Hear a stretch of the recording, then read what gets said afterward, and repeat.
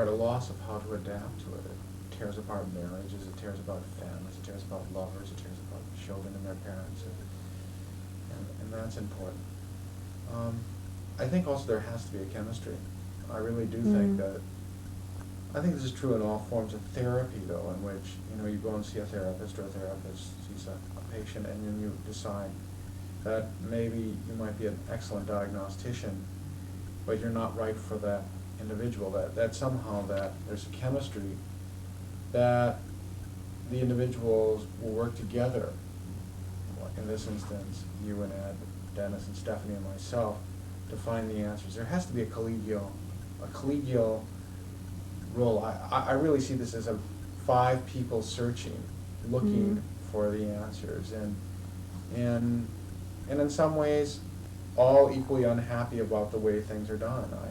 Dennis and I had a talk about this yesterday. Angry in many ways that they're, the way people treat illnesses, the way people don't talk about them, the way people don't attend to some of the psychological and social needs and the most grossly of physical illnesses, and that it's a real journey of 5 people through something very painful, in which we all serve to help bring out thoughts upon how one might better walk this path as human beings.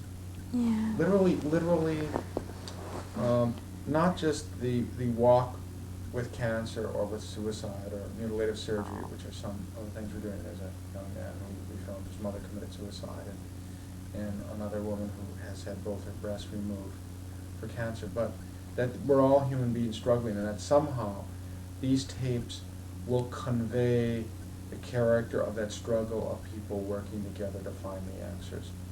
And that, even when you say you're not angry at God, you're angry at fate or whatever it is. It isn't, it's just part of the human situation, and that there is, I think, at least I myself feel an anger in all of us, that there isn't imperfections in the human situation, but that we have within us the ability to change this. Dennis defined anger in some ways of being aware of something that is wrong, but also feeling that you can change it and make it better in some ways, and therefore that gives genesis the angers. There's something that's not right, and that right can be rectified, and one wants to do it. If you can't rectify it, it's Dennis is smiling. We had a long discussion in the rain. No, but your fist came into the lens. Oh, funny. But anyway, is that so that there is the important thing is that people would be able to work together. I think like you and Ed are very open and sensitive people, and to do it, one has to talk about all sorts of things that are not talking about anger, talking about parents. Like I'm very interested now in asking questions about your parents, about your brother, about your first marriage, to get some idea of how these issues that are part of your life are going to play a role here. And only people can search within their souls to find the words to reveal the pain, and then take the effort to put it together in an edited version. Do you feel the editing plays a role? Have you begun to do that yet? No, haven't done that at all. So So I don't even know what that experience is going to be about. Have you thought at all about what the tape is going to look like at the end? Do you have an imagining of what it should look like? This is something that I'm starting to wrestle with now. I guess I do, a little bit. Could you describe what you think that it will be at the end? What sort of...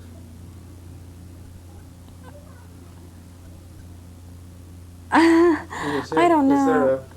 Do you think that there's a story or main issues for you that you think should be brought out in the tape?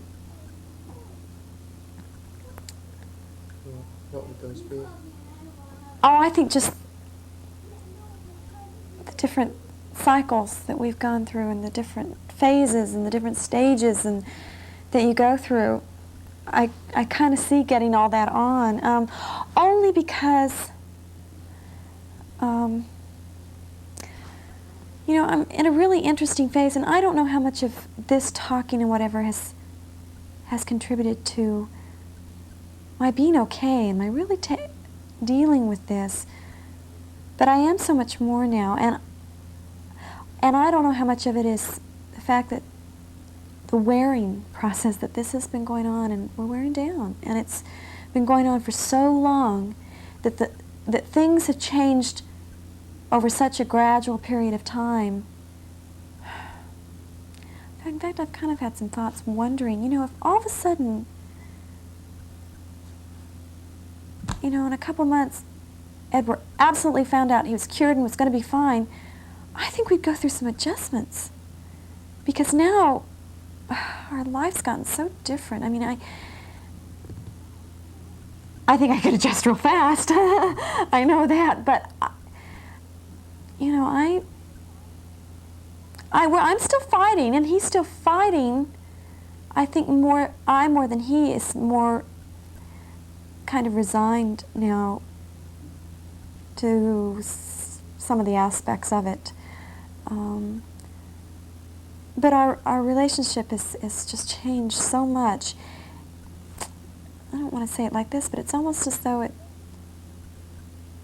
it's almost like a flame that's slowly going out along as he gets sicker and gets worse, and I don't know, it's almost as though it may all be put to sleep together in a nice little package. Kind of a strange feeling. What do you see as the phases you have gone through? If you were like building the tape around the phases of the illness, what would phase 1 be, phase 2? Oh, phase 1 is the complete disbelief and completely trying to go back to life as normal and not believing any of it, but rationally being able to talk about it because it's not like it's really happening and you're talking about someone else. And so a lot of rational acceptance, you know, logical talking about it, but absolutely not believing a word of it. And then him getting sick, but that was easy to do because he'd been sick, but then he got well, and then he got sick again, and as he got sick again, more of it, there was the period where it really hit hard in the face, and there was the sudden drastic change in him from really good to really bad, and that was the worst emotional period. A lot of crying, a lot of hysteria, and a lot of depression. And then him sort of getting well, and then sort of not getting well, and then sort of getting well and not being well, and just kind of this, not even a big roller coaster, just a kind of a wave effect. And how it has slowly worn us down. I don't know. I haven't given it that much thought. Not much help, Emily. No, that's good. I think that, I mean, one could label those different stages, but, you know, I can see, as you're saying it, just some of the taping that we did early at the beginning. Remember you saying you'd never fight during the, you know, the illness. Remember you said a counselor had said that, you know, you may find that you're going to have an argument. And we found out that in fact that was, and Ed said never would he consider ever committing suicide or in any ways harming. He said, well, now some future tape that he'd commit suicide, but if he just fell asleep, he's getting tired. You know, and he didn't think he'd feel that way. Yeah. And,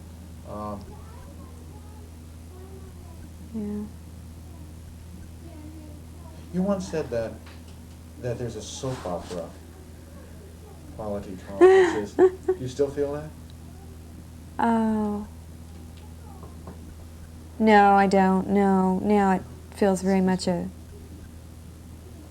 you know, real and a part of our lives.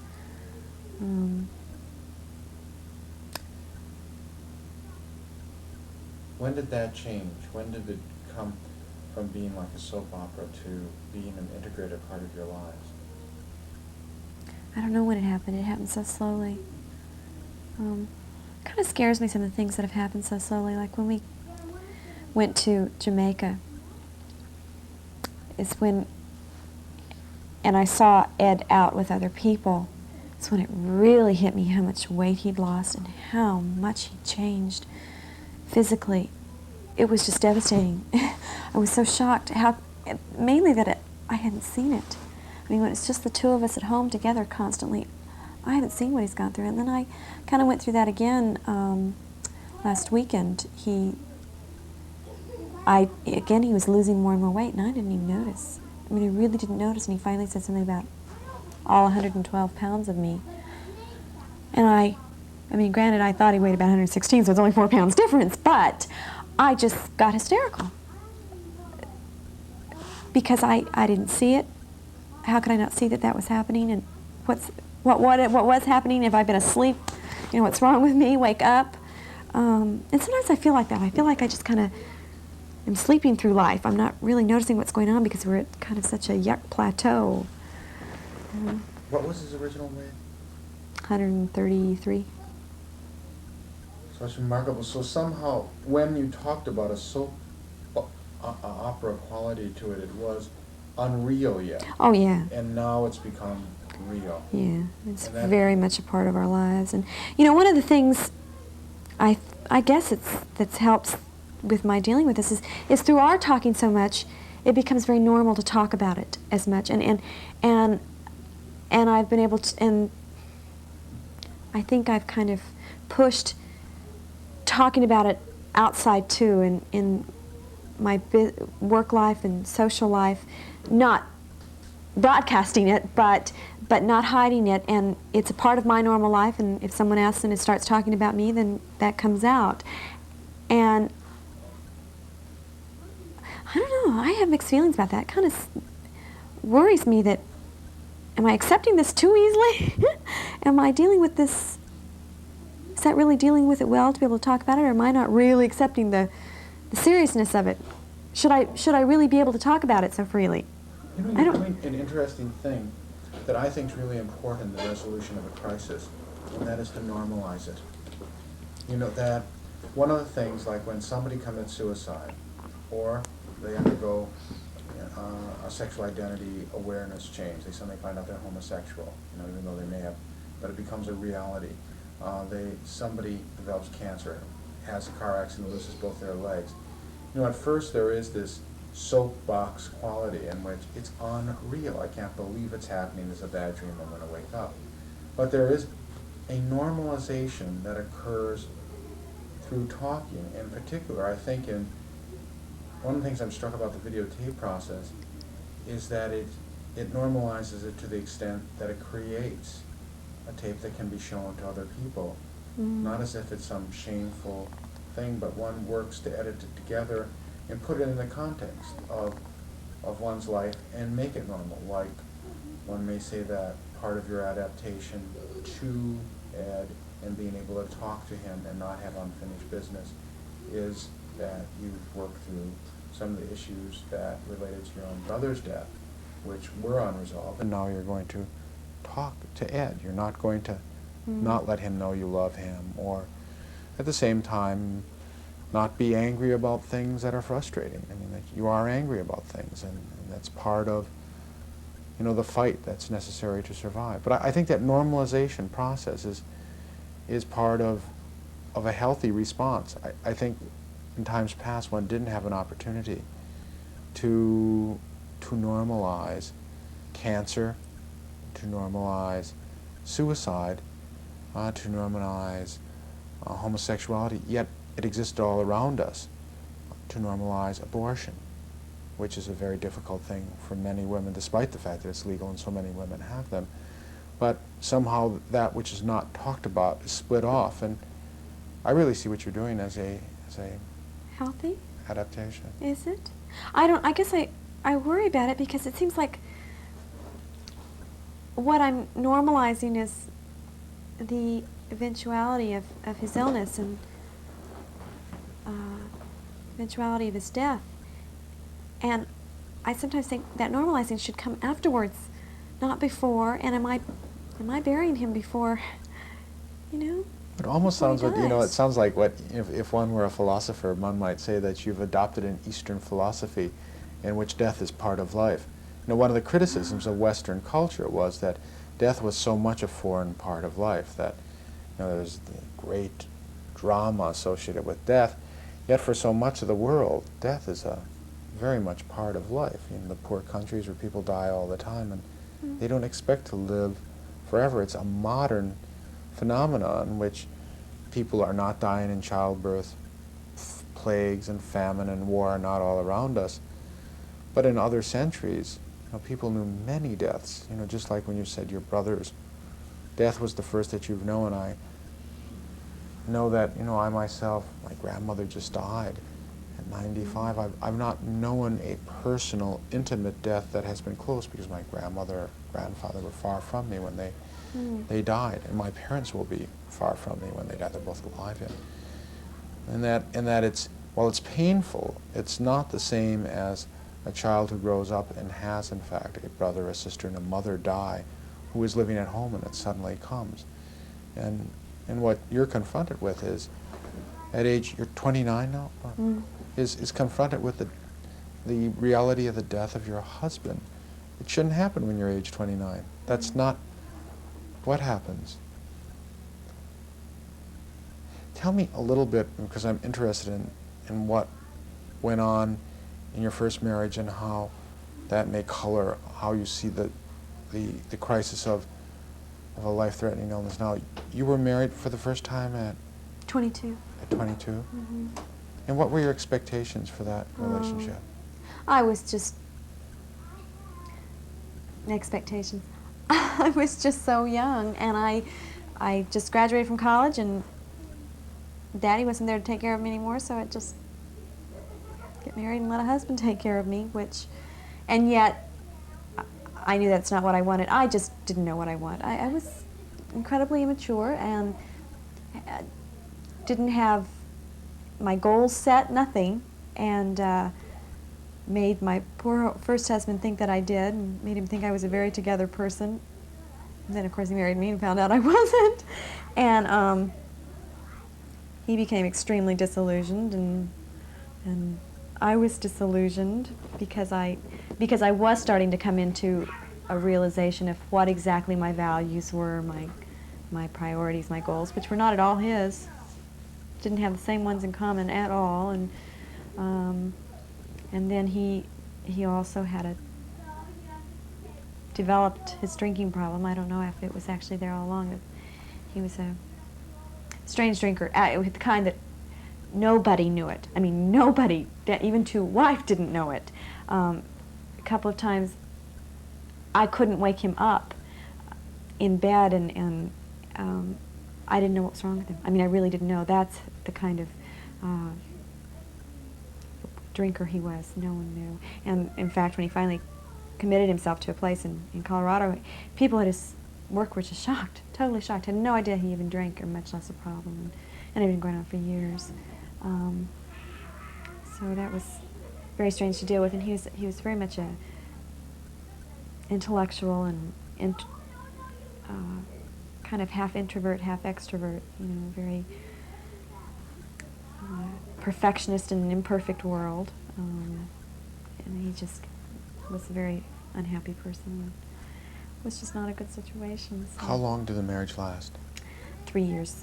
And what did he do? He was a lighting designer and a playwright. Oh, how interesting. So you Taught were in along your... Yes, met him. He taught in the graduate school of the university that I went to, in theater.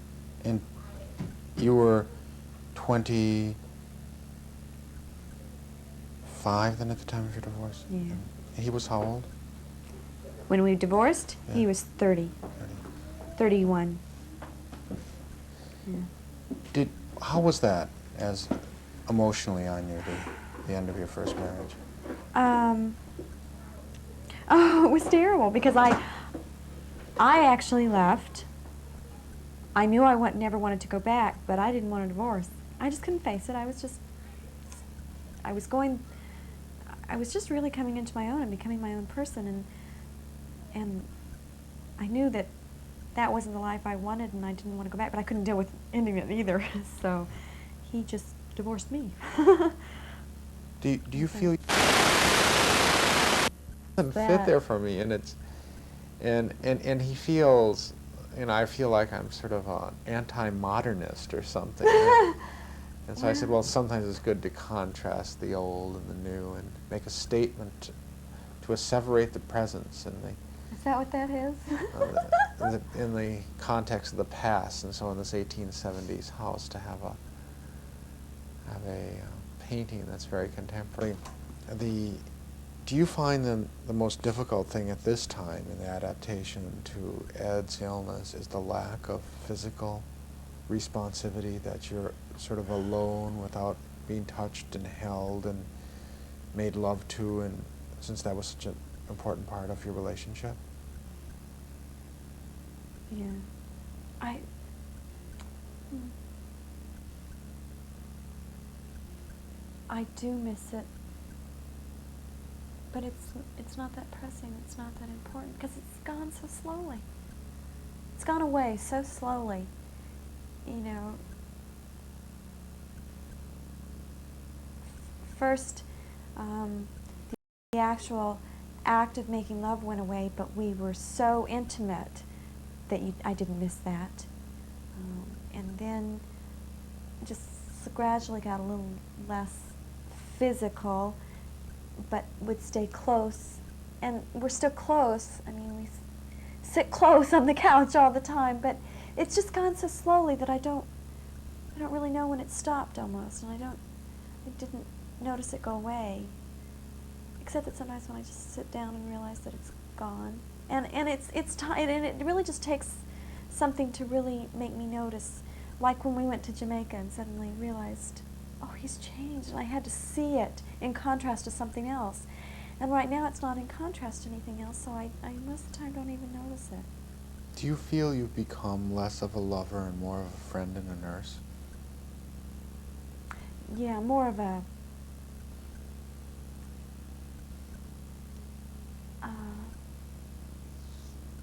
almost a mother figure. Yeah, I mean, more of a nurse, loving, taking care of him, holding him, much more so.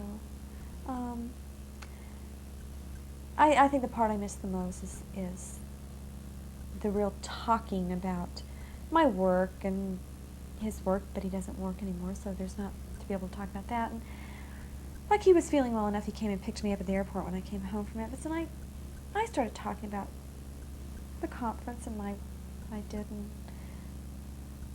I just kind of kept rambling, and because I know he didn't want me to stop, because he knew that he knew that if I stopped, it was because he didn't feel well and wasn't interested. And so I went ahead and kept talking, even though he really didn't feel well and wasn't interested. That's kind of strange. No. Because I wanted him to think everything was okay. Yet he knew I knew it wasn't. It's the talking, I think, about normal things that I miss the most. We don't talk much about normal things. You just talk about the illness? We talk about the illness a lot, which I know he wishes we wouldn't. It's just that I don't know what else to say to him. There's just nothing else to talk. When he just is on the couch all day, I come home, there isn't anything else to talk about, and he doesn't feel well, so naturally I ask what he's tried to eat, what has he taken, what is he doing, how is he feeling, and that's about the extent of the conversation.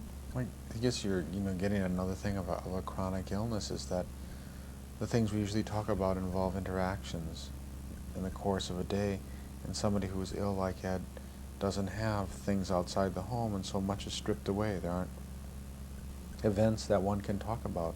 Yeah, so much. I mean,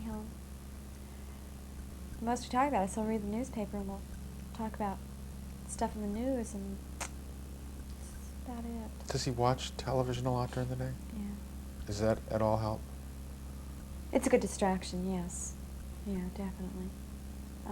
However, he's gone from a person that we never used to have the television on at night. We either read or play games, or work or whatever, or just sit with quiet. And now because he watches television all day, I mean, it's always on. It's always going. And in fact, on a weekend, on a Saturday, we'll get up, go downstairs, and he'll just automatically turn it down, even though he's not going to necessarily watch anything. It's the noise, and I hate the noise, and we've kind of talked about that a couple times, and he doesn't even realize he's done it, and then he'll agree to turn it off, but he says during the day he likes it because he wants company. Mhm. So, Do you socialize at all outside the home anymore? I guess I do in a way. I just through business. I have a lot of guilt there too. I find that I'd kind of like to, but and he encourages me to, and I do sometimes. I'll stay after work, and I'll go to business meetings at night sometimes, and that's my outsider socializing, and I'll just stay late at work with people, just talking with one other person in the office or something. That's my social contact. You and Ed together don't have relationships that you go to have dinner with at people's houses or that? No. He, it's funny. There's some of the men that he worked with have really have come out to see him one couple of weeks ago. Came out one night, a whole bunch of them, and Ed afterwards just said, "Why did they come out?" He just doesn't care about being around people that much. And also, I think he kind of had a problem with wondering, truly, why do they feel sorry for me? Do they? And I said, kind of, in a way. They probably think, gosh, if that were me, I would like people to come out and see me. It's just the opposite, though. I mean, he really doesn't. He's always been like that, though. He's really been pretty much of a loner and just doesn't care about seeing people. And so it's kind of funny. They got more out of it, enjoyed it much more than he did. If you were to describe Ed as a person, what sort of words would you use to describe him? Very sensitive, very vulnerable, very sweet and very gentle, very trusting. Vulnerable and trusting, I guess, kind of go together. Very much an extrovert, great interpersonal skills, but doesn't necessarily like to be around people that much. For business, it's fine, and he's very adaptable, but would much rather be alone with me. Not necessarily alone, he's not that kind, but with just one other person.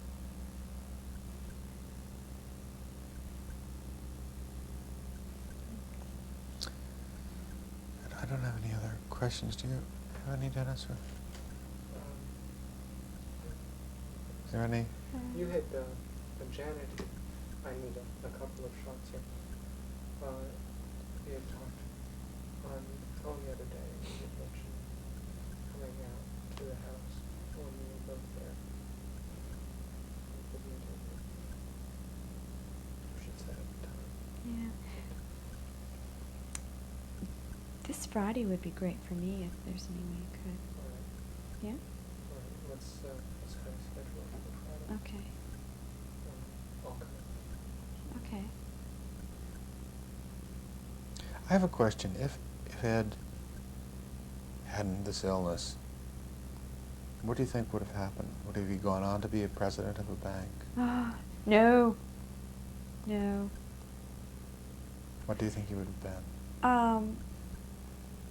He really would have worked at his hobby of investing on the stock market, and eventually tried to get self-sufficient to the point where he could have quit by the time he was 40. So within 2 years, he probably wouldn't have been working anyway. And which, that part is kind of sad, and I think he mentioned that once, that that he, under different circumstances, he would have loved to be at this point where he wasn't working and could stay home, but it's taken the joy out of that, and he doesn't do it, and don't really have the money to do it anymore.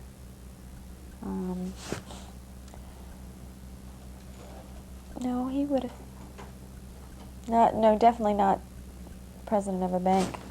He was definitely a type didn't want to always work for someone else the rest of his life. Mm-hmm. Where that suits me fine, but That was not one of his things. He would have liked to have been independent. Huh? He would like to be Yes. independent. Definitely. And I think not much would be very different over the next 20 years. Probably living in the same area, if not the same house, just building onto it. And, you know, the only thing different, we probably would have had a child or two, and more of a family life. But that's all.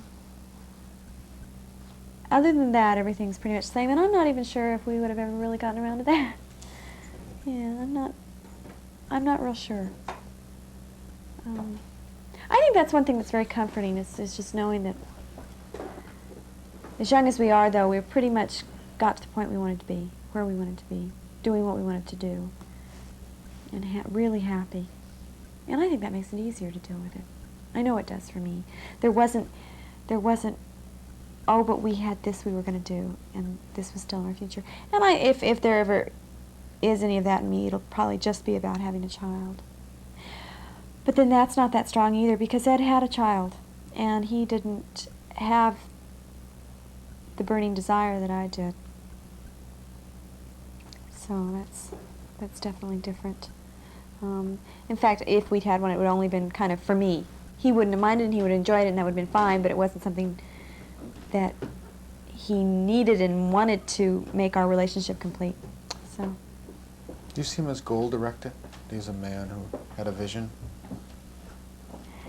Yeah, but not that driven. Had one, but had always long-term ones and not that many mini ones. Had goals, but kind of played it by ear too. So, not like me. Yeah. Great. We got a long. Yes? What I'd like you to do is sort of talk for a little while, so I can shoot over your shoulder. Okay, you want me to talk to you? You can move your hands as if you would be asking a question. You're going to be listening, so I'm supposed to be talking to you. And you should probably not be smiling. Oh. I suppose. I think the questions that I was interested in, relevant to trying to get a sense of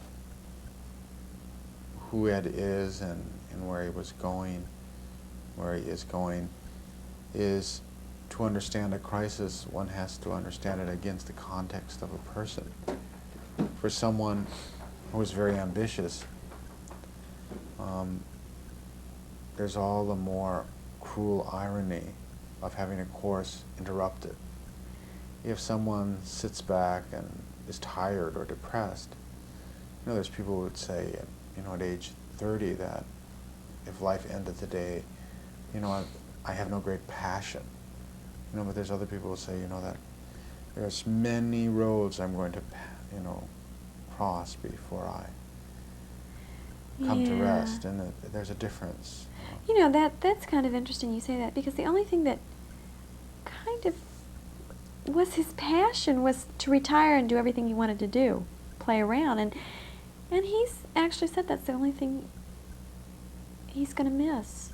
And in fact, he said actually he hoped that he keeps saying that he's actually going to make the most of not working when he starts feeling better, because he's just going to he'll never get to retire, so he's retiring now and he's going to do all those things.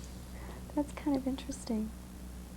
Yeah. It's different perceptions. I don't know Ed well enough to see to what degree. I see Ed as an ambitious man. I really been impressed. He set up a bank in Canada. Didn't he set up a branch of the bank in Toronto?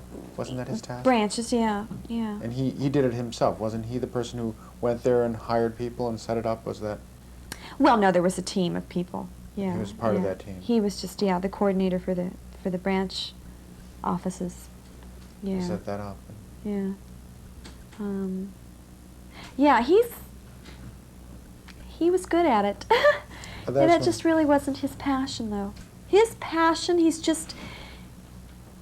he's a gardener, you know. He's a sweet, sensitive person that just wants to work in his rose garden and play on his computer and just kind of be alone. And yet he seemed to be in the field that was out with people and the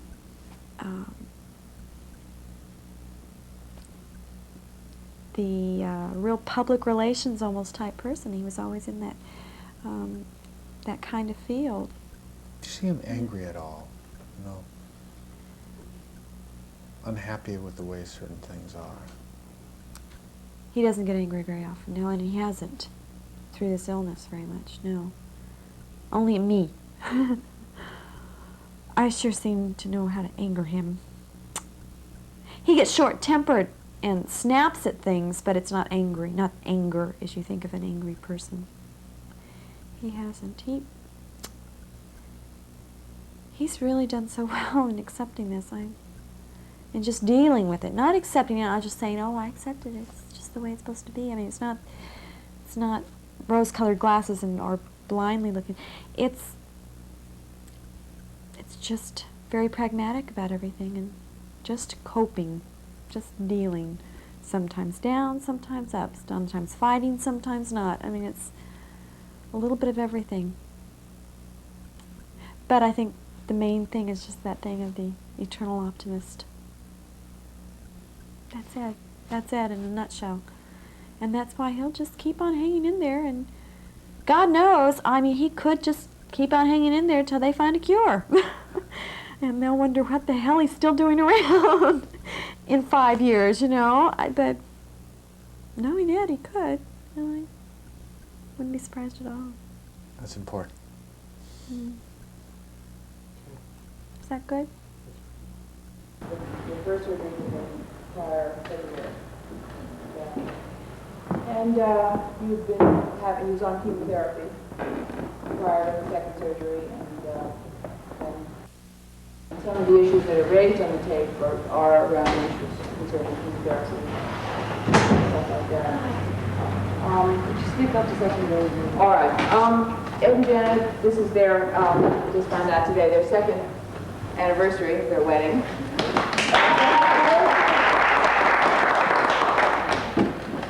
And I think that's about all we need to say now. After the tape, you know, I can assure you, ask anything. Just feel free to raise whatever you want to raise. That's why they're here. And, I don't think there's anything you need to hold back on any questions you might have. I think one thing that would be interesting from an actor's and actress's standpoint is that Ed and Janet put together this tape. This is their story. They edit it. What you see is what they're making as a statement of what this experience is like to them. It's not really put together by other people. It's what they're willing to tell you, and what they feel the most is the impact of being told in midlife you have cancer. I do want to add something. There's a lot more that we would like to be able to say than is on the tape. I think the tape is something like 45 minutes long. There's a lot more that we would like to be able to say, but you've got to work within certain parameters. Obviously, this kind of media can't. So with that in mind, knowing that we would like to say more, by all means, if you have any questions or something that you want to know or anything, ask, please. Maybe afterwards we can hear from you what problems you're trying to deal with in terms of your production of your show and so on, and you know, try and meet in the middle somewhere, because that won't jump out from the tape. The tape is geared mainly toward, well, other patients and medical staff. So it has a certain focus on issues that might not be the ones you need to deal with for the play. Okay, that's it. This play that these people can, I just was like, dang, Maggie, dang this, oh God, I have to sit down because my legs are still asleep.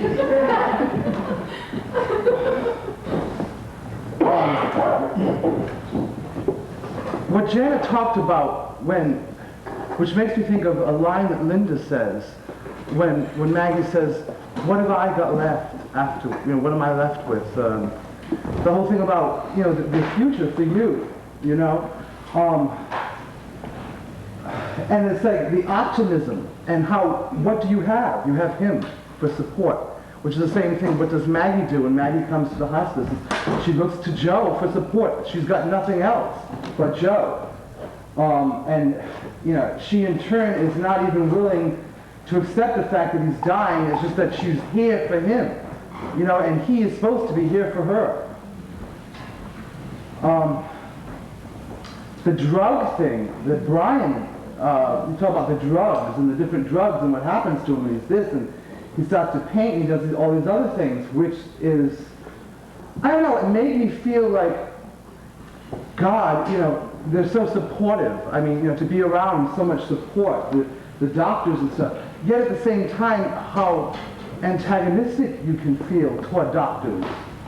What do you feel more of right now? More support? I'm real concerned about, you know, we have hours and hours and hours on tape, and I am real concerned about the way that came out.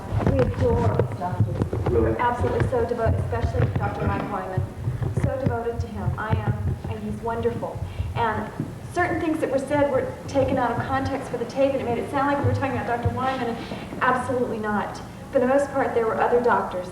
Those were the only two they have on tape, so those are the two that talked, and you thought we were talking about them. And No, I got the impression you were referring to the unsolicited opinions that you got from... yes, that, yes, and also in some of the things he was talking about other doctors, previous doctors to Dr. Wyman. Dr. Wyman was just a wonderful, wonderful physician, caregiver. Yeah, we don't have much contact with any other doctors other than Dr. Wyman right now. My feelings right now, I don't know about Janet, but mine are kind of ambiguous. And if I were to go back into the hospital tomorrow, I would feel very apprehensive because I know what we've been through before, and here there'd be another set of internists and for, you know, fourth-year med students or whatever the hell they are, and they'd be asking me the same questions all over again, and I'd be trying to make my point, and I'd be very apprehensive about it, especially about the medication part of it. They're always asking about that. You pinned it very well when you said the pain masks something, and this is before you had that high threshold. The pain is a mask, it represents something. I was wondering if you feel ticked off, frustrated that they kill the pain, but damn it, they don't get to the root of the cause of the pain. And do you feel Yeah, frustrated or anything about that? There are a couple of things about the pain that bothers me. Number one, in the beginning,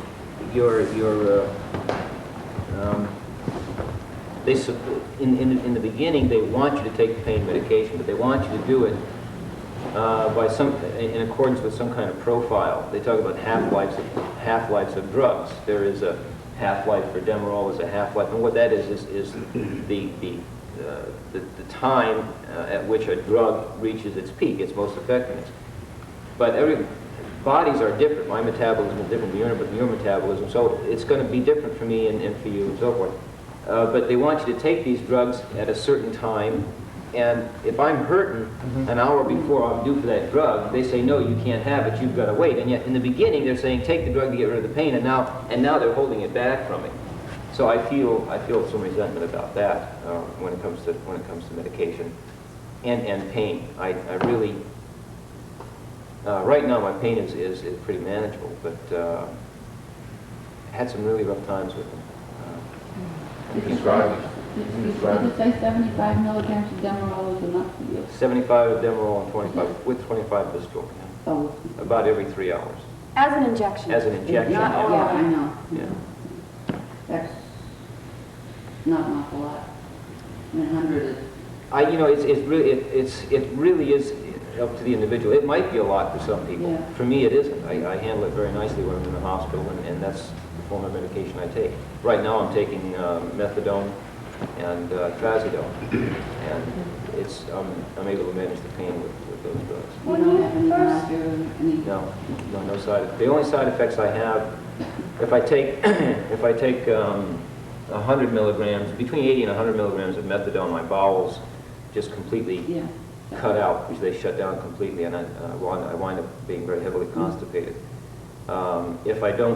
If I take less than 60 or 70 milligrams of methadone, then the pain gets to be unbearable. Are you still interested?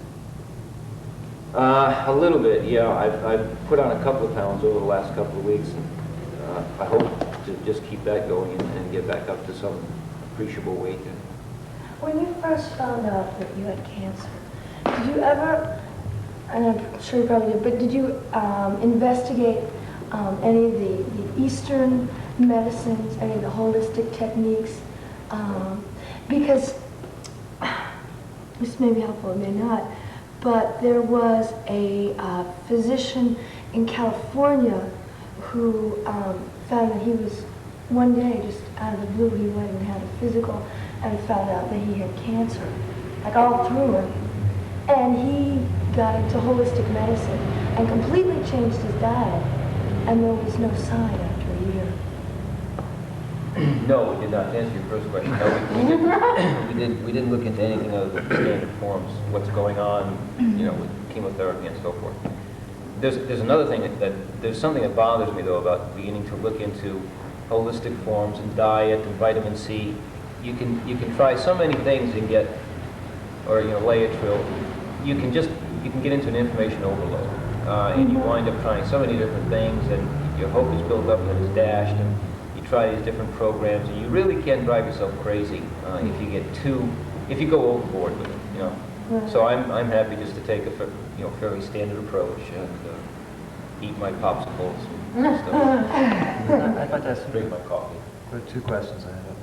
If the Demerol was the most successful pain controller at first, why did you switch back to? Did you say back to methadone into something else? Because that's what I take the Demerol when I go to the hospital. When I'm in the hospital, when I'm in bed. But doing it at home would be too much. To inject myself every day, every 3 hours. It'd be impossible. The other thing I was wondering was, there was mention made in the film of initial side effects with chemotherapy, but I don't think we heard what those side effects were. Yeah. Could you talk about that? Yeah.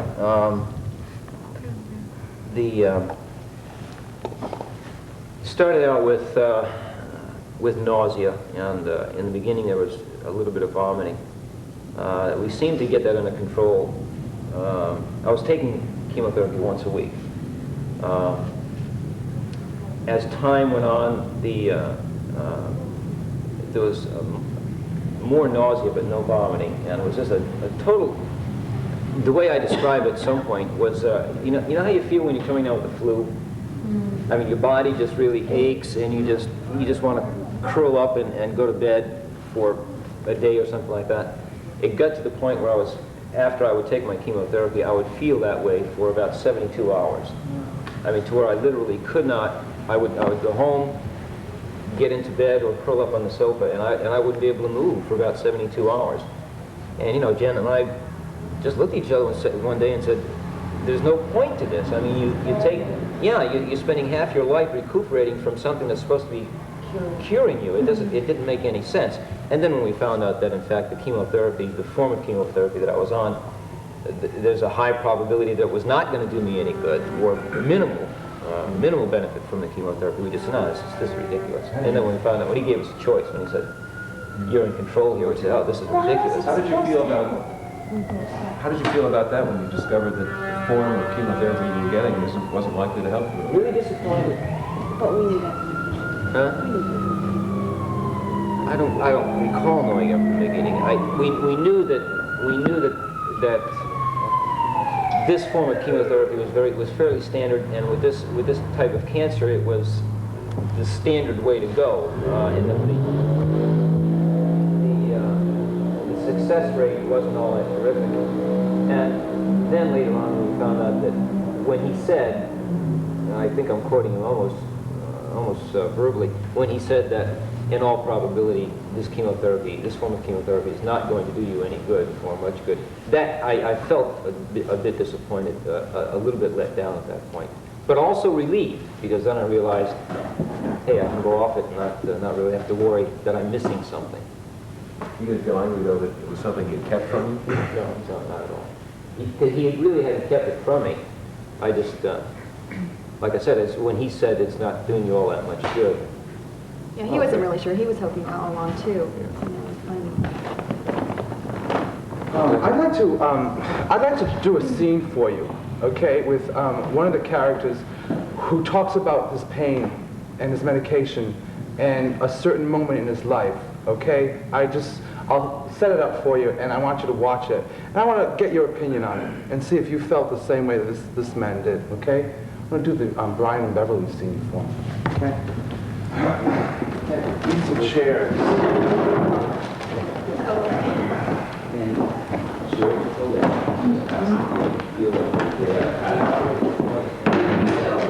Happened up until this point in the show. This is Beverly, this is Brian's ex-wife, and she's come to visit him in the hospice, and she has just met his young lover, who lives with Brian here on the hospital grounds. She's been drinking, she's a little wild, and she has literally driven the lover out of the cottage. Okay, and Brian has just arrived back from the cottage after speaking with one of the interviewers. And here they are. Anytime you're ready, okay? Are you going to be on book, Shay? Huh? Someone be on board. What page is it? Minnie, what?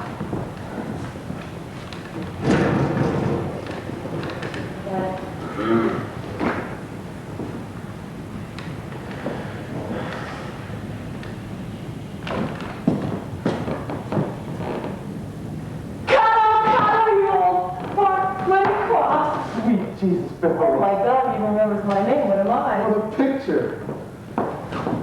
All my notes. All of them. I wore as many as I could fit. Fantastic. Everything I could carry. I tried to get x-rays done, but there wasn't time. Inside and out. I'll strip later and show you all. Good, good. Oh, I'm so happy you've come. Where's Mark? Have you met him? Oh, yes. He's beautiful. A little cool, but I'm sure there's a heart in there somewhere. Where is he? Well, he's gone. What? It's my fault. I made a very sloppy entrance. I think he left a little punching in the mouth. I don't believe it. Well, it's true. But I do love him. Good. Good. So do I. So I guess. Careful. Well, is he good? Beverly. What's it like? It? Yes, him, you, it. You know I'm a button for pornography. Come on, tell me quick. No. No. No, that's fine. I refuse to discuss it. Brian, that's not fair. Here I am all damp in my panties and you're changing the subject. Now come on, tell me all about it. Absolutely not. I'm much too happy. Brian, I was married to you. I deserve an explanation. Isn't that what I'm supposed to say? Yeah. But you're too late. No excuses, no explanations. Is my sunshine, my only sunshine. He's the, pardon the expression, cream in my coffee, the milk in my tea. He will always be my necessity. All right, but is he enough? More than that. Shucks. Sorry. But it's out of my hands. All of it. Some supreme logic has taken hold of my life. And in the absence of any refutable tomorrow, every insane thing I do today seems to make a great deal of sense. What the hell does that mean? It means that there are more important things in the world. More important than what? More important than worrying if our crew is fucking cool. You are happy, aren't you? Stop. I'm even writing again. Oh my God, you couldn't be that happy. Why not? Brian, you're a terrible writer and you know it. So? Well, outside of that wonderful book of crossword puzzles, your greatest contribution to the literary world It's was my your retirement, yes. Well, the literary world, such as it is, will have to brave the storm because I'm back. Why? Pure unadulterated masochism. No. It's just that when they told me I was on the way out, so to speak, I realized that there was a lot to do that I hadn't done yet. So I figured I better get off my ass and start working. Doing what? Everything. It's amazing what you can accomplish. 2 rotten novels, 27 boring short stories, several volumes of tortured verse, including 12 Italian sonnets, and 1 epic investigation of the Firth of Forth Bridge. The what? The bridge. The railroad bridge in Scotland. You know, the one Hitchcock used in the 39 Steps? You remember? We saw a picture on our honeymoon. Oh, yeah. And I swore that one day I would do a poem about it. Well, it's done. Thank God. Yes. 400 stanzas. Chopin hexameters of rhymed couplets. Da da da da da da da da da da da da da da da da da da da dee. It's perfectly ghastly. That's done. I've also completed nearly 136 epitaphs. The largest contribution to the Forest Lawn catalog is Edna St. Vincent Millay. I've also done 4 autobiographies. 4? Yeah. Each one under a different name. There's a huge market for dying people right now. My agent assured me. I don't believe it. It's true. We thought we'd give them each one of these insipid, dirty titles like Sex and the Dying Man. Or the sensuous corpse. You, what else? Not too much. For a while they gave me this drug. My vision was doubled. I couldn't really see to write, so I started to paint. Paint? Pictures. I did 14 of them. Really extraordinary stuff. I was amazed. I mean, you know I can't draw a straight line, but with my vision all cockeyed, I could do a bowl of fruit that sent people screaming from the room. I can believe it. So now you're painting. No, they changed the medication again. Now the fruit just looks like fruit again. But I did learn to drive. A car? Yes. Good grief. Not very well, but with a certain style and sufficient accuracy to keep myself alive. Well, that is beside the point, isn't it? Let's see what else. I've become a master at chess, bridge, poker, and mahjong. I finally bought a television set. Sold the house and everything that was in it. Got rid of all stocks, bonds, securities. Everything. What did you do with the money? I put it in a sock and I buried it on Staten Island. You did. Almost. Gave back my American Express card, my Bank of America card. Severed all my patriotic connections. I even closed my account at Bloomingdale's. Is this serious?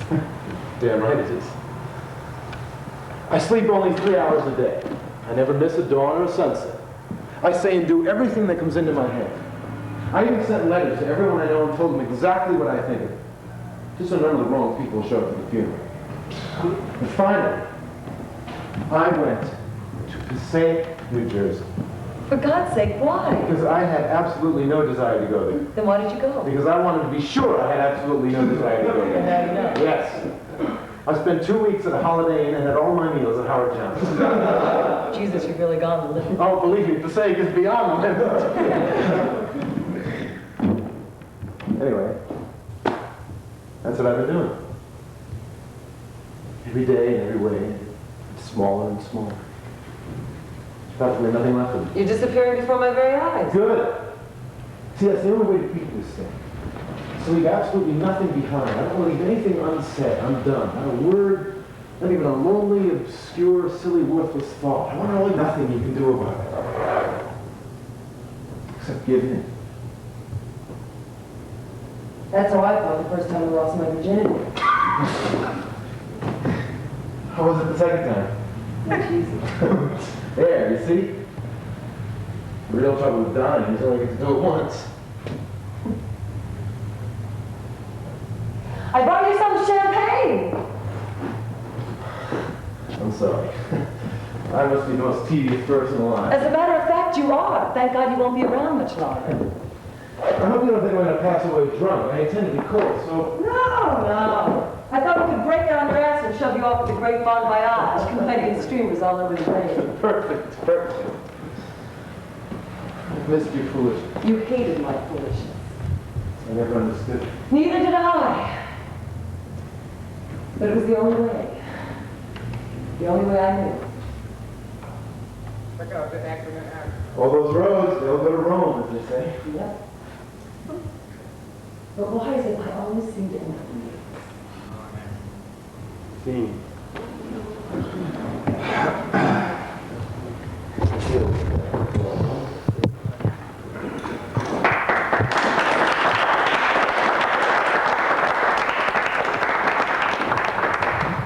All right, really.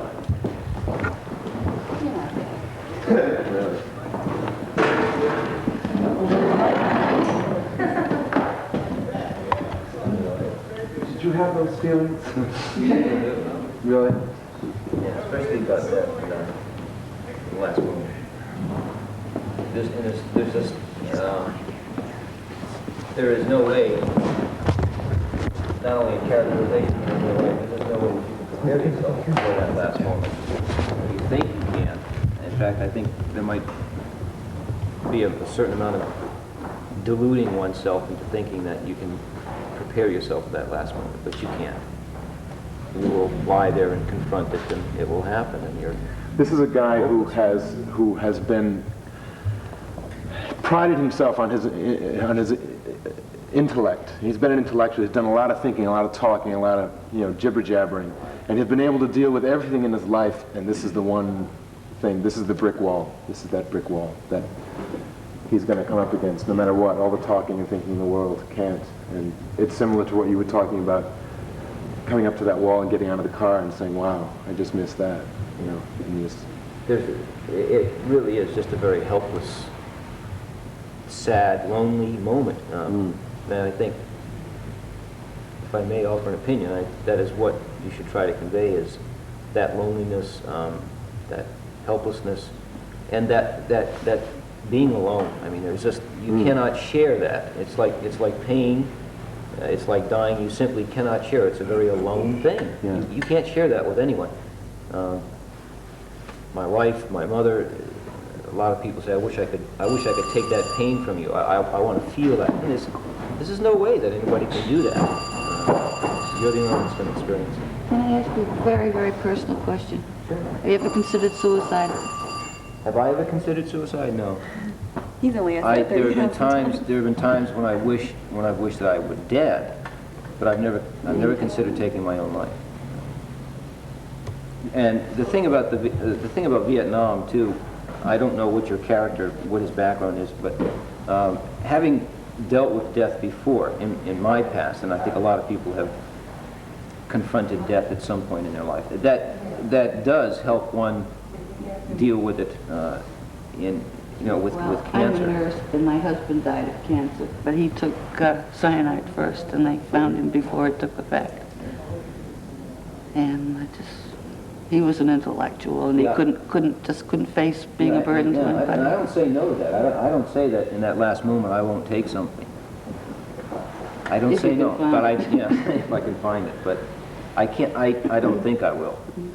That's just part of me. there's a paragraph just before any text in this play from Kubler-Ross's book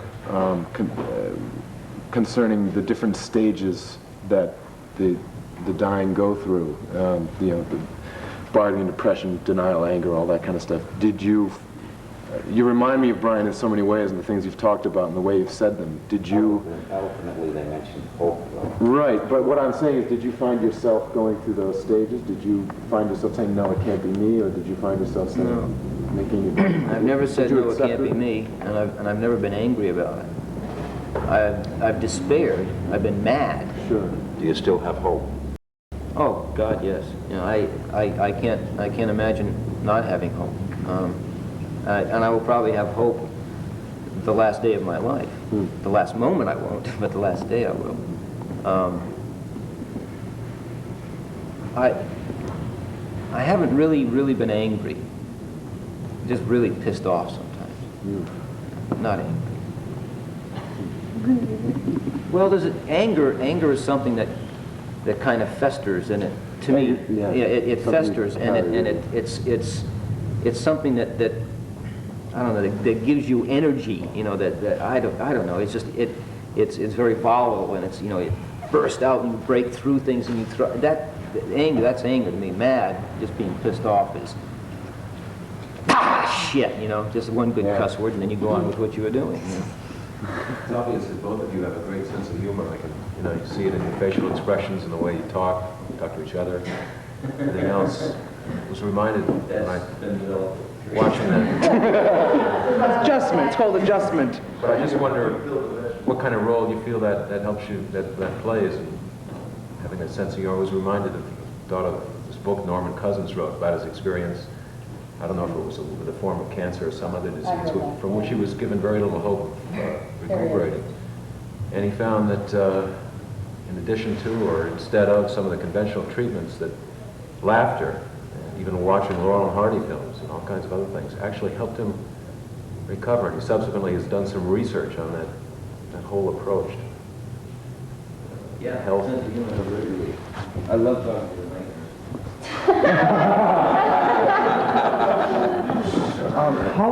How long have they told you that you have to live? Have they given you a definite? They can't give it. They can't give a definite, 1 year. Not a 6 definite, months, but I mean, have they given you an idea? They give me an idea of something less than 5 years. They said something about 24 months at one point, so it's very difficult to pinpoint. Lyman, the oncologist, did say that I finally got him to be he cracked a little bit and said, look, we've known each other for a long time, can you be a little more definite, because he hates to work with numbers. And he said definitely less than 5 years. And at one point he said something that indicated that 2 years might even be more realistic. And this was when? Just a couple weeks ago. Yeah. What do you do for a living? Right now I'm retired. What did you do? I was a banker. Not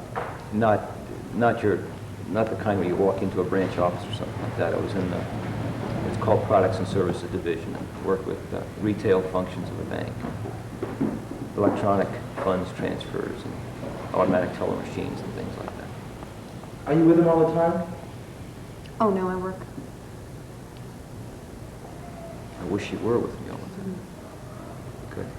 One thing I noticed in Brian's scene, he does a lot of, he went to Passaic, New Jersey, he did da-da-da-da-da-da, and you were saying in the videotape that the pain, how you want to plant a garden or what have you, and with the pain you can't do it, and I'm wondering, I mean, Brian could have another form of cancer or something, but how true that would be if you would really be able, a cancer victim would really be able to go out and do all those things that they want to do. But all he's done is paint. He's gone to Passaic, New Jersey. He ate all his meals at Howard Johnson's, and he's learned to drive a car. He drove a car, and and you have good days and you have bad days. Do you have good days and bad days? Yeah, more good days than bad days, fortunately, lately. It's difficult to say what a patient can do. Yeah. There are some people who continue working right up to the day they die, and there are some who just simply can't. And you have good days and you have bad days. It's just, I had no problem with that. yeah, Say, I was wondering how true to life that sound, that it scene. could be very real. Do you have fantasies at all from time to time, maybe over a stretch of a good period that really isn't happening that you'd like to? Like you got on the wrong Yeah, when I do, I bite myself because I know it is. I try not to let myself get out of touch with it. I'm not. I wouldn't be doing myself any favors, and I wouldn't be doing her any favors. That happened after the first surgery. He had 3 months without any sign of disease, and gained incredible amount of weight and looked wonderful and was the healthiest and best feeling he's been in almost 5 years. And that was real deceiving. And we, even though they told us a good chance he'll come back, in fact soon, whatever, it was real easy, especially for him, feeling so good after so long, to delude himself. And when he felt something and he went for a biopsy, he was absolutely convinced it was not cancer. Absolutely convinced. And before the results of the biopsy came back, I was scared to death of how he was going to take it, because just trying to get him to say there's a possibility it is disease again, it is cancer. He felt too good. They took it out, and he felt too good. If he felt it, and it was. That was really, really devastating, and that's why I don't think he'll ever let that happen again. Yeah, and right now there's strong probability that I have a tumor in the same abdominal area, and there are also 2 areas that show some abnormality, one in the rectal area and one in the pancreas. So we're living with that information. So it's really difficult to fantasize, but I got to be honest with you, yeah, sometimes I just say, hey, maybe I'll wake up tomorrow and it'll all be gone. But like I said, I'll bite myself, bring it back to reality. It was interesting for me to watch this because my mother passed away from cancer a year and 3 months ago, and I was with her. We had a hospice in our house, and Maggie is in total denial, and it's hard from an acting point of view, because my personal experience was dealing with it so directly, being involved with it as much as as we chose to be, which was to have my mother be at home. And, you know, we went through a long, you know, time that she was sick. And it's funny when you said you could see Maggie, I guess I was being very unprofessional. I was just watching this saying, I know what that bus is like, that you get on and you keep wishing. I was just thinking from a totally personal point of view. But did you go through a big denial, you, at all? Yeah. Not at all. Neither did I, now that I think back on it. But, and I guess maybe we are a little bit unusual in that, because I thought whatever we went through was normal. But going to the clinic and talking to other people and patients in there and relatives, I can't believe what some of them are going through. Yeah. It's like, excuse me, but they're in there having treatment. They do have cancer. Yeah. How can you? Honestly, there are people that, well, we don't want to tell her it's cancer. What do you mean she's in having chemotherapy? What do you mean you can't tell her it's cancer? I mean, complete denial on both the family and the patient. Yeah. I actually couldn't deal with it. I've gotten to where I could not talk to other people in the clinic because of what some of them were going through. Well, if it was up to Maggie, she'd probably spray Joe with Lysol. I mean, that's about as all. that too. I mean, that's about where that care, I mean, which is hard for me because from my own personal experience, we dealt with it so directly, and all the medication you were on I'm very familiar with because of my mother's cancer. But I'm glad, you know, I need to hear about that other side that, you know, really thinks this isn't happening, because Maggie just doesn't deal with it at all. I mean, she really cannot deal with it at all. I mean, she chooses not to deal with it. That's the way she chooses to deal with it, by not dealing with it. And it's hard for me to remember that. It's hard for me to sort of cultivate that because my personal experience was so different in terms of how we dealt with it. Is psychiatric treatment a large part of the treatment, or is it? None of it. There's I mean, none? that's one of the things, this just happened, this whole relationship with Stephanie and Drew and Dennis and doing this. And in fact, that's one of the things that's on one of the tapes somewhere is that, I mean, I was just crying out saying to the caregivers, offer it to people. In fact, I went through a period, I needed someone to talk to about this when it was first happening. He was first going for his chemotherapy treatment. And there was a nurse at the clinic that about the second time we were there, her husband had cancer, and he's still here and much better in remission and whatever. But she came up, she kind of pulled me aside and came up to me. This was like the second time we were there, and I was okay then. And she said, I just want you to know if you ever need anyone to talk to, I've been there, and I'm glad to listen. Well, 3 or 4 weeks later, 5 weeks later, I was really needing someone to talk to. And every week we went to the clinic, I looked for her, and for about 2 weeks in a row, she wasn't there. And it was like, I didn't know who else to ask. I felt funny asking the doctor, didn't know the other nurses well enough, and it was just, later I thought, shoot, he should have asked me, you know, he should have asked us, do you feel you need someone to talk to? Do you want to, how are you? Are you okay? You know, That amuses me that they wouldn't and they don't. immediately offer it. No, they don't. They don't. They just don't think about it. They don't think about it in those terms. Well, that's That may also be getting changing. more involved. Yeah, that may be changing. In all fairness to the medical profession, it may be changing, but it's too slow a process. It should be happening much quicker. And when I finally could get it out of my mouth to ask Dr. Wyman, you know, is there someone that you could recommend that families talk to? Oh, he was wonderful. Oh, yes. And, you know, guided me, directed me, held my hand practically and called her. But he just didn't take that first step and offer it, which I just really think he should. Yeah, and a lot of people wouldn't be as self-aware to realize that they would need that, and think to ask a doctor for that kind of guidance. You're one of those people who's dealing with it, Right. not dealing with it. You don't know that you need it. Oh, no way. You never even know. How old are you? Just turned 30 years. What is the pain for? I'm sorry? What is the pain for? It's just a constant cramping. Is there any other way to describe it? Describe it as like a vice on his intestine. Yeah. Something inside is being constricted.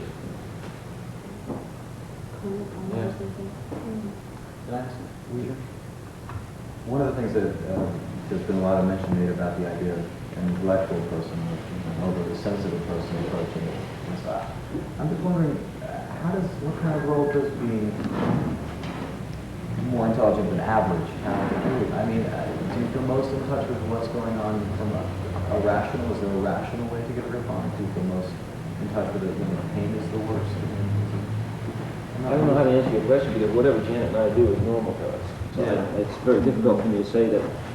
In fact, I don't even look at us as being any more intelligent than someone else dealing with it because we don't know. We're just dealing with it in our own little universe. I guess I'm not really asking the question I'm trying to ask. I think what I'm trying to ask is, in terms of approach, of an approach to it as an entirety, do you concentrate most on dealing with it, concentrate most on avoiding it, as Brian does with his writing, finding a way around it? Or no, I see what you're asking.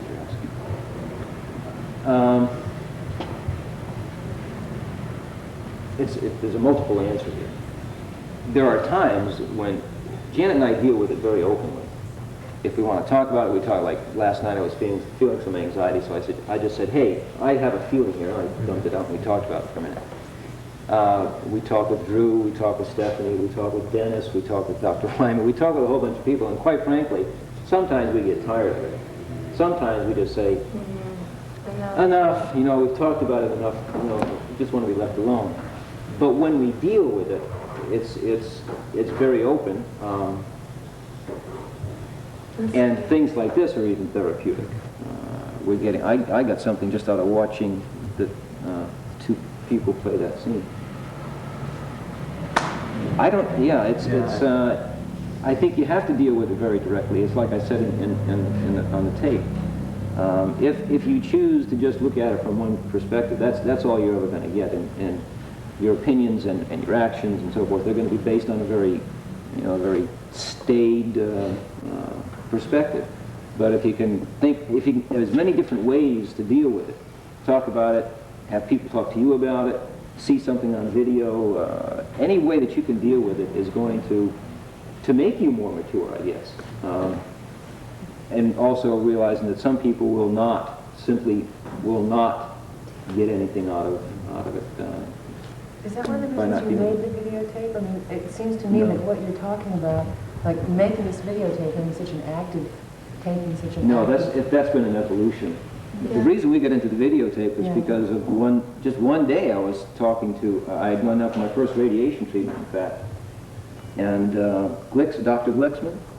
I was introduced to Dr. Glicksman, who was working with Drew on a book or something, and he asked if I would mind talking to Drew about, Dr. Glicksman asked if I would mind talking to he and Drew. I said, sure. And then everything just evolved from that. We were invited to do some videotaping and so forth. So it's been nice.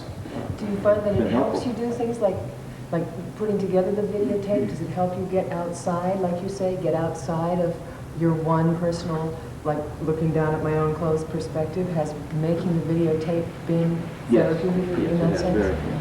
Very. And would you say that is perhaps something that you, as maybe very mentally oriented people, or maybe if you want to put a balance out, say outside of the norm, more mentally oriented people, is that maybe something that drew you toward making a videotape rather than somebody who was maybe less intellectually oriented wouldn't have gotten so much therapy out of making a videotape, or wouldn't have been so quick to make a videotape? I mean, to take such an active part in it, you know what I'm saying? Do you think that might be part of how it's manifested? Dealing with the whole issue, the large issue. It's made me more aware that I have to be more intelligent when I discuss it. Could you get another tape? Could you get another tape? Taking the time to really talk about it, and we do it all here, and sometimes we get totally talked out. But at least doing that gives us, when we choose not to talk about it and choose to have normal life, and go through several days, weeks, without talking about cancer, without acknowledging the cancer. We're not denying it. We've talked it out. We're getting to have nice normal time, and it's okay to ignore it and forget that it's there.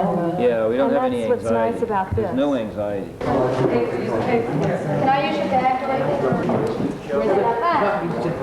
Pardon me? Sure,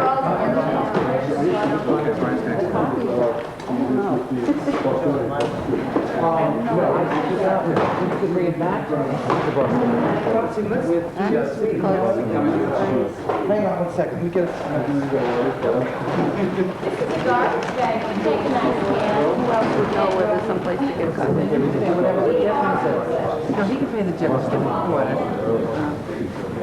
You wanted to ask us to give you coffee. I don't know. If we're going to get some. Do you want coffee? I think you were answered it. I just, throughout the tape, we never talked about your feelings. I know, Bill's going to go and get it. And I think we started to get into it in one of the responses. Is the Bostonians closed? Can you see? What you felt about John initially when you were first diagnosed. Taking orders. Okay, right. 2 seconds. 2 seconds with what? 1 black. Right. Yes. A woman who has come with her son to see her husband. She is in a total denial stage right now. She's brought a bundle of things. They're from New Jersey. Okay? And there's an archway here, which is into the cottage. Maggie has not even gone near the doorway. Okay, give you some idea of exactly where she's coming from at this point in time. Okay, this is a rough scene. We've just begun working on it, and there's a lot of difficult moments in it. I'd like you to see it and give us some feedback on it. Okay? Where do you want me to take it from? I'm not coming in, you're coming out? Yeah. Everything's smart? No. Shkriya. I'm not coming in, you're coming out, and don't give me that smart ass All of that.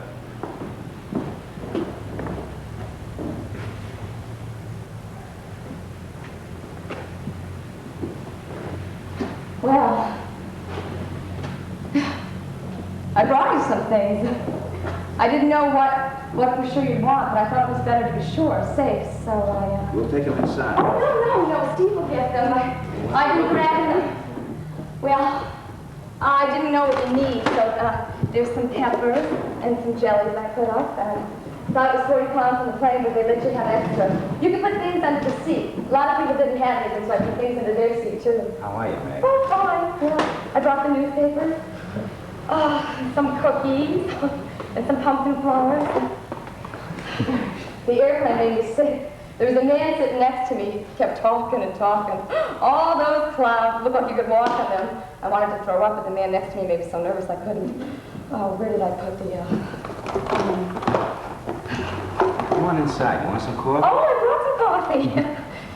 You got everything here already? You should have told me. I told you over the phone. I don't remember. I'll clean up tomorrow. First thing, straighten everything out. It's already clean. You want to live in someone else's dirt? It isn't the Poconos. It's clean. It's clean. Well, you can't be too sure. Oh, Mom sent some bread. How is she? Oh, good. Yeah. Well, she bailed out and hurt her leg. I don't know. It's not healing so good. She's getting old. What can you do? Why didn't she make the bread anyway? I told her not to, but she said she wanted to. So... Oh, Fanny says hello. She gave me, some... I can see it later. Oh, where is it? Oh, yeah. I don't know what it is. You know, it's Fanny. It could be anything. Oh, it's some clam broth. Oh, Papa Joseph went crabbing with the kids. They took Steve with them. They gave me almost a whole bushel of, so I made some sauce. Yeah. We can... Do you have a kitchen in there? Sure, come on inside. I'll show you. No, I don't want to go inside. Why not? Oh, I don't know. I'll see it. But Hey, how do I look? New dress. you look real pretty. I got dressed in the plane. I don't know, I should have worn pants. I'm getting so tired sitting together, all pushed together like that. Oh, my ears hurt so bad. Steve loved it. Couldn't make him sit still. He was all over the place taking pictures. The stewardess was crazy about him. She was pretty, too. They smiled. I asked her what to do about my ears, and she just smiled. I don't think she heard me, so I smiled, too, but it didn't do any good. Must be tired. Oh, yeah. I don't know. Come on in. You can rest. Oh, one minute you're there, next minute you're here. I still feel like I'm there. What else? 3,000 miles must be. Oh, yeah. I made a ham. What? A ham. We can have it for lunch. Christ. Oh, what's the matter? It's no good? You mean you carried a ham 3,000 miles across the country? No, I put it under the seat. What are we going to do with it? I don't know. I thought it would last, so I We got everything we need, I told you. don't remember. You can't eat this, huh? No, I can eat it. I can eat it. That's not what I'm talking Then what about. are you talking about? I'm talking about they got hams in California. They got stores where you can go in and buy whatever you want. I'll take it back with me. Oh, it's all right. It's here now. Well, you keep it. I'll put it away. You don't have to look at it. No, it's fine. It's all right. What the hell are we talking about? You didn't say in the letter. We talked and I couldn't remember. I tried. The hell. Except to come and bring Steve. That's all. First I thought it was it. Then I got your letter. And you sound fine. And I talked to you. So I made the ham.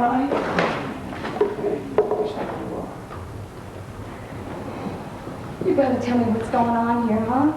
Don't make me feel so stupid, like I'm supposed to know everything. I don't know anything, I just know what I see. And you look fine. Oh, you're all right now, huh? Maggie, listen. No, it's all right. You don't have to tell me. I can see it. You're Maggie. fine. It's just that I got so scared thinking about it, making things up in my head. But it's all right now. I can see it's all right. I knew it would be when I got here. Yes, Maggie. Everything's all right. Oh, I knew it. I knew it. Okay.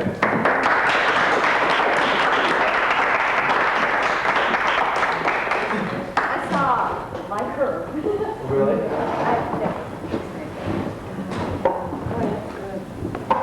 Is she in denial? Yes, that's denial. I don't. It's hard for me to do that, you know, because as I said, I mean, I should be able to do it professionally, and I certainly think I can, but it's hard. It's very hard for me because it was so different. I mean, it was so different. I mean, I was involved in so much of it, you know, and this woman's just, I mean, really, she thinks Lysol will cure them. I mean, anything, ham will cure them. Peppers, jelly, just being there. I mean, cleaning the house is going to cure them, for all she knows. But she really is pretty freaked out about it, I guess.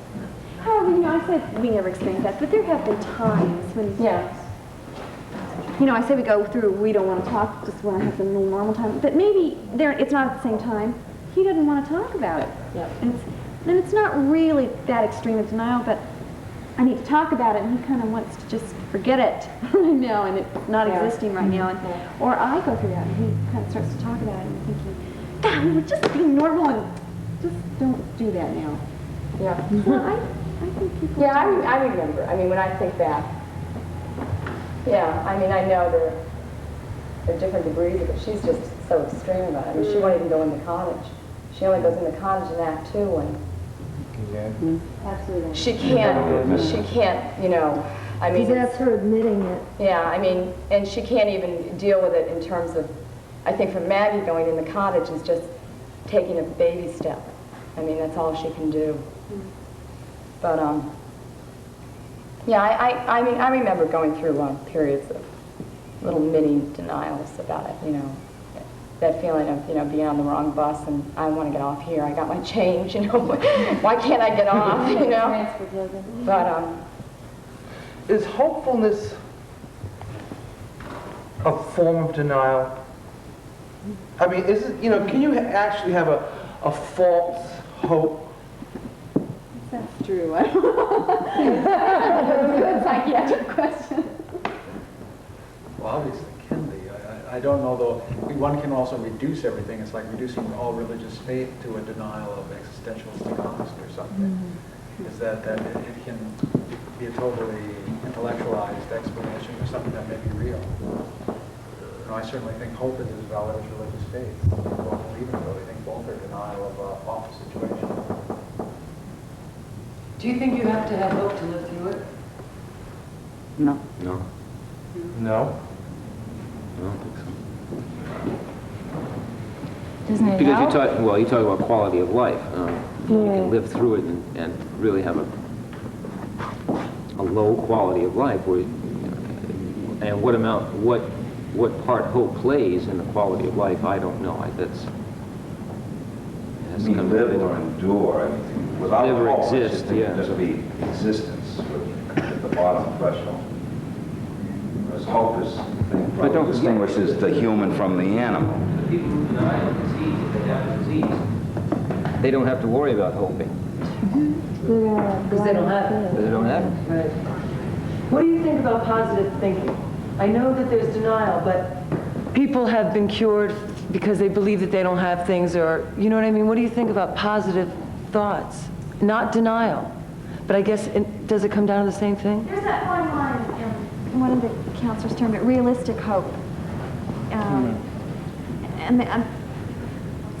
where we kind of are, and at least I am, it's what I kind of live on. It's just finding that balance of acceptance and coping and dealing, and also still having hope. I mean, I don't want to accept so much that if there is that chance that if you keep hoping he may be cured, you know, it's finding, and not hoping to where you delude yourself and whatever. So, realistic hope. Ditto.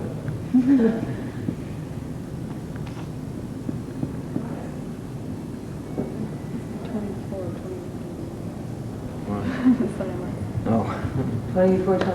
Yeah.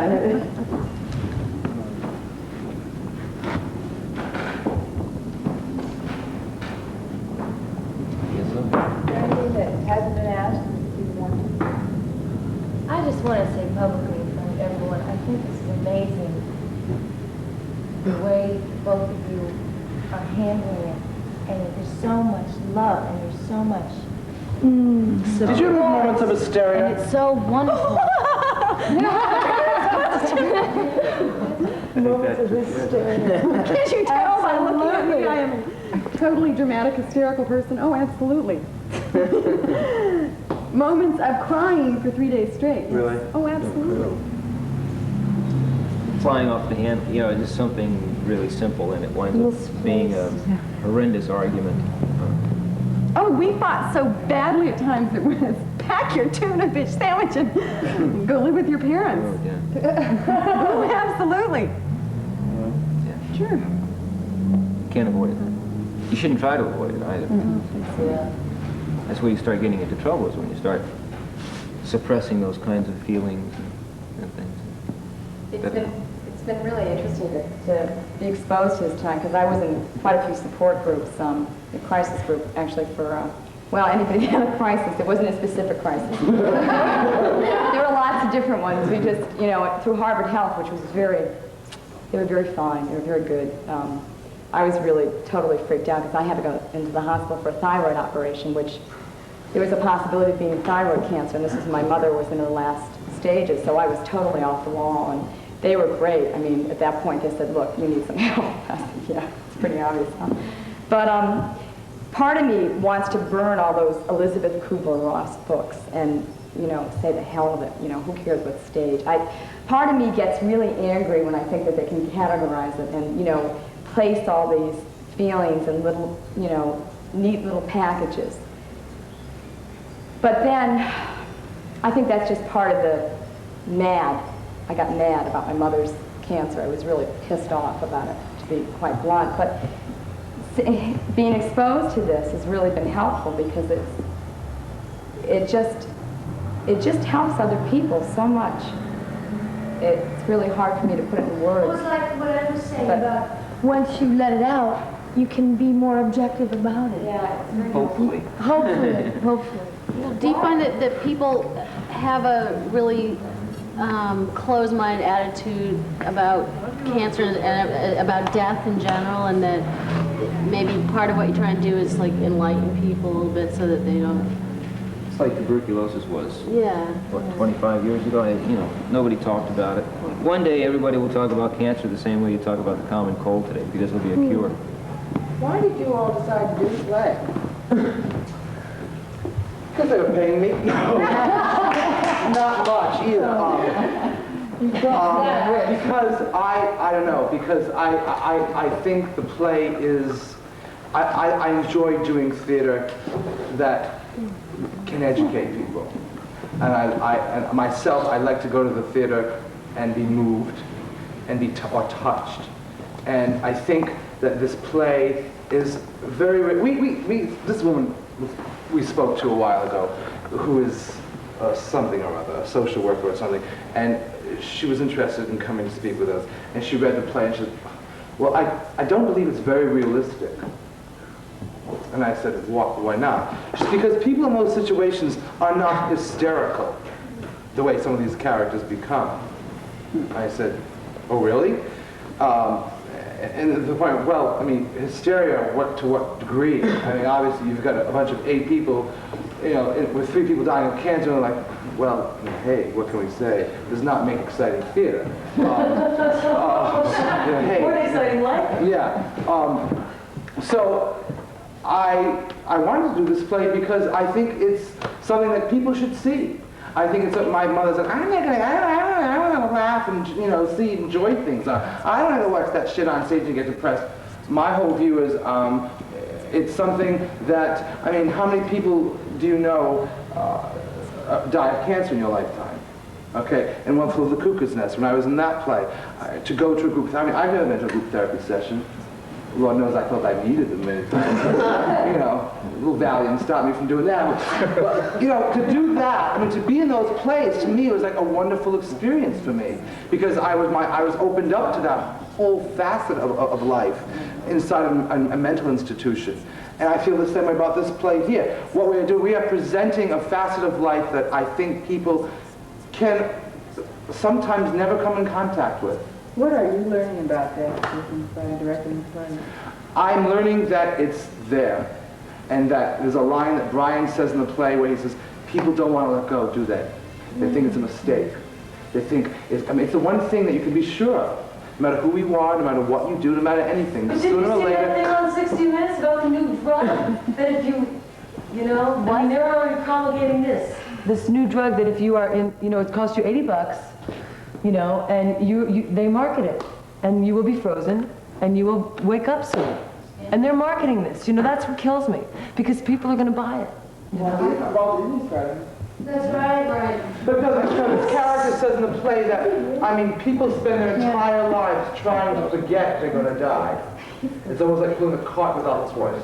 And that's what I feel this play is doing. I mean, this play is making people see that death is not oblivious to life. Death is in conjunction with life. But this play does not deal with death. It deals with life. I have a question for you. William James used actors to understand human emotion. He felt that if you acted out the emotion, you'd really know what the experience is like. Do you feel you really know what it's like to die, having acted it out? Do you feel that you've learned? No. Well, no. It's not closer to it to die. I mean, I think what Ed said about, I mean, I remember how I felt watching my mother die and watching her last breath and being there. But that's about the closest I come to it, understanding it. I mean, I think that you dying and somebody you watch dying, no matter how much they're close to you and you love them, it's a whole different experience. And I think I never really understood the difference until I watched somebody go and realized that I was still here, if that makes any sense. And so I actually have quite a sense of humor about death now because of, not a sense of humor like, ha ha, isn't it great, I'd like to do it tomorrow. But I feel like it's okay. It happens and there's going to be another morning that's, I don't know, it's hard for me to explain. Basically, death is part of life. The biggest mystery of life, really. It's the one thing that nobody can tell you about. You can see it time and time again, but you never know until you experience it yourself. Do you think they did it enough? I mean, they're really acting that out. You know, people talk about that. Acting out an actual death? Yeah, acting out, and you know, that somehow would change your life in a way that... Well, it gives you that perspective that normally you just wouldn't have. I mean, the play has opened my eyes towards death, the reading of On Death and Dying that I had to do, and, you know, in preparation for the play, that what a wonderful book that is. It's just really opened my eyes. So no, I don't think I know what it feels like, but I think I'm a hell of a lot more prepared for it than I do normally. I'm not so sure. I think that I'm not one of the characters who dies or is dying in the play, and yet were I one, or were I a character playing a character, short of living through that kind of experience, you have to find a substitution in terms of the acting. You have to find something outside of death, something other than death to play to get to that point as the character. And I am at a complete loss to think of any kind of a metaphor. Someone said to me that the best metaphor for death, and their idea of death was that no matter how peaceful or how easy the death was, that it must be, the actual moment must be a terribly violent moment, like squeezing your entire body through a hole that was much too small. And that was the only metaphor I've ever heard that ever... I've got cancer. Yeah, that's... And you have to do it, and it's not fun. I never thought of it before. I never thought of it before. No, I've never thought of it before either. And it hit me like a ton of bricks. Yeah. It really did. Yeah. Like already, I should smoke rituals. I'm going to go to the doctor tomorrow, and I don't care, Really, on the way there. But if I can change it now through anything, I'm already, And then I say, oh, Christ, some people drink a million. Who knows? People get up and eat cottage cheese and run 7 miles and play tennis, and they get cancer. So, like I was going to ask you about the diet too. I really was, but I sort of know what you mean about the constant false hopes, and maybe this papaya root didn't do it, but maybe the next jasmine will. Right. No, because really, there's books written about diet and curing cancer. One of them is Pritikin diet. And he believes in no oil and no fat. Know what causes cancer. How they sit there and tell me that a diet or this or that is going to work. The information overload. Chemotherapy isn't going to work. I don't know. It just doesn't seem to make sense anymore. Ed, did you and Janet learn anything from seeing these plays, or these segments of the play acted on that you didn't think about before? No, I didn't learn anything. I didn't learn anything new. No, I've seen it before, so I heard the play. But that's good, because that shows that it's pretty accurate portrayal, I guess. And were there certain parts that were more, that really hit home, like, yes, that happens, or I've seen that? Any precise moments that were more so than the others? Give me the scene with... He said about Brian's speech, saying that last second, you don't get to that last, how do you grasp that last second? And of course, my virginity line. The thing about this whole thing is, this play is such a touchy subject, and to play it, death is so, boring, bang over the head. And the thing is, I thought my first premise was, in speaking with Linda, it's like, in dealing with these situations, humor is so welcome. You know what I mean? And the situations in this play, there are some very funny moments. And the idea of playing up that humor, rather than playing up the melodrama of it, and just underlying the whole death and dying bit, and watching them try to cope with it. Beverly is hysterical, and not when she's trying to be funny. Beverly, the humor of Beverly comes from her. She comes in and she asks the lover, how is he? Very flippant. He says, dying, how are you? And she's, start again. Is he feeling any pain? You? And it's her, when she's not flip, that's where humor comes from, because here she is trying to deal with this situation in a realistic manner, and she's not doing it very well. But when she does get sarcastic, you should be able to see that she's not dealing with it, and she's trying to, and the sarcasm is a mask that she's using. You should not laugh at her when she's trying to be funny, because you should see that what she's doing is covering up. I think this play... But you will laugh because you feel that uneasiness. Oh, yeah. But you're right. Nervous laugh. You're right. Probably no one will laugh at all. Then you have full of big smiles. No, haven't you been with some audiences that are just dead? Thank you. Thank you. Thank you. Thank you. Thank you so much. You're very welcome. Thank you. Thank you very much. You're very welcome. Over here. Thank you. Thanks a lot. to learn. Nice talking to you. Thanks a lot.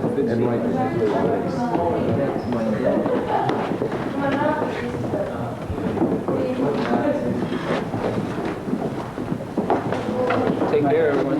See you, Drew. Bye-bye. We'll see you, Stephanie. Yeah. Bye, Mike. I'll call you tomorrow. Okay. Bye, Dennis. Say hello to Dennis. Where's Dennis? Dennis, drink your coffee. Good night, Bye-bye.